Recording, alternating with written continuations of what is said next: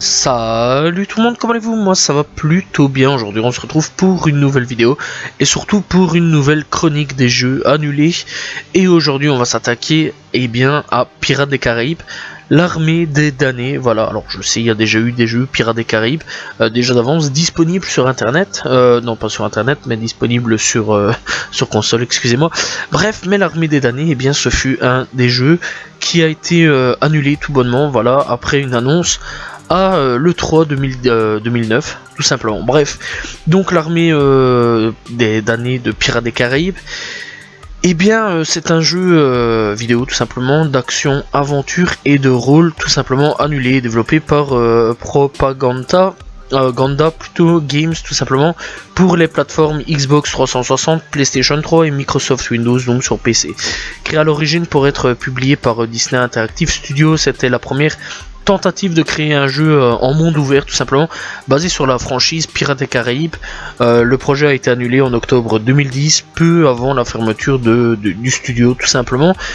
Propaganda Games, bref, donc franchement ce fut pas de chance quelque part.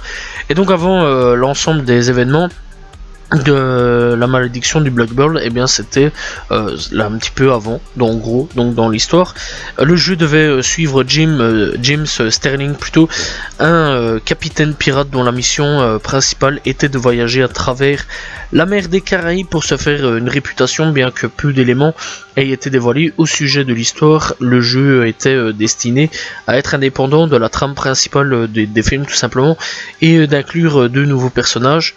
Donc tout simplement le gameplay devait être devait mettre l'accent sur des éléments plutôt de jeu, de rôle, y compris les combats en temps réel et la personnalisation des armes.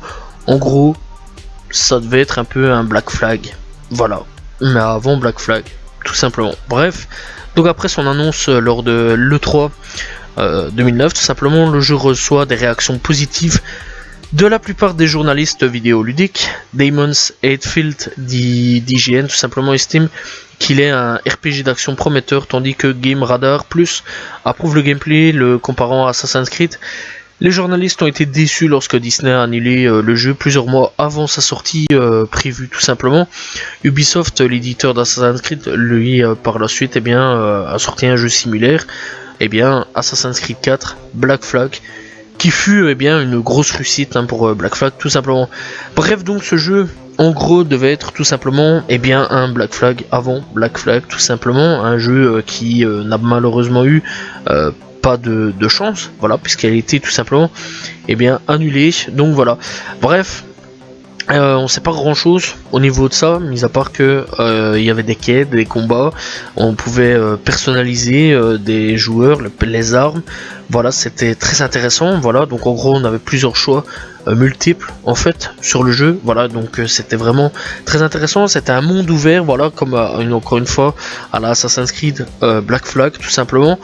Donc franchement ça pouvait être un combo très intéressant, voilà, et au niveau des combats c'était comme à la Assassin's Creed aussi, voilà, mais mis à part que c'était à la sauce Disney. Alors au niveau de son annulation, tout ce qu'on sait c'est que durant le développement de l'armée des damnés, Propaganda Games a également travaillé sur Tron Evolution, qui est sorti en décembre 2010. En octobre 2010, Disney Interactive Studios a annoncé que l'équipe de développement de l'armée des damnés serait licenciée dans le cadre d'un programme de restructuration tout simplement. Toutefois, le studio achèverait le développement de Tron Evolution ainsi que son contenu téléchargeable après le lancement. La restructuration a réduit le personnel du studio à plus de 100 personnes et a entraîné l'annulation tout simplement pure et simple de l'armée des damnés. L'équipe de développement restant à travailler à l'achèvement de Tron Evolution, incluant également l'équipe concernée par le licenciement. Cependant, à la suite de mauvaises critiques et de l'échec commercial du jeu, Disney a annulé son contenu téléchargeable prévu et a préféré fermer le studio tout simplement. Bref, je trouve ça vraiment triste pour un jeu de fermer, voilà, enfin d'un studio de fermer en fait plutôt, et d'un jeu d'être purement annulé, surtout qu'il y avait quand même des mécaniques très intéressantes de la part de Pirates des Caraïbes, voilà, tout simplement.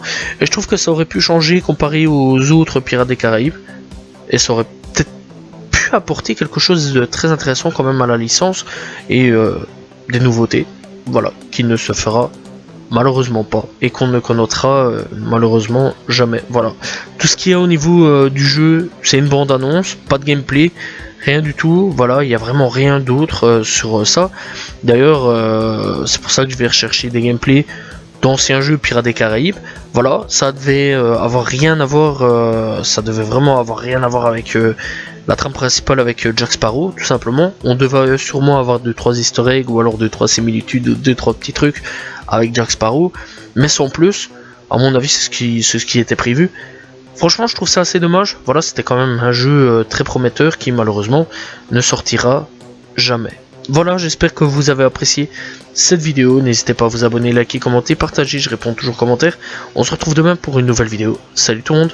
Ciao, ciao.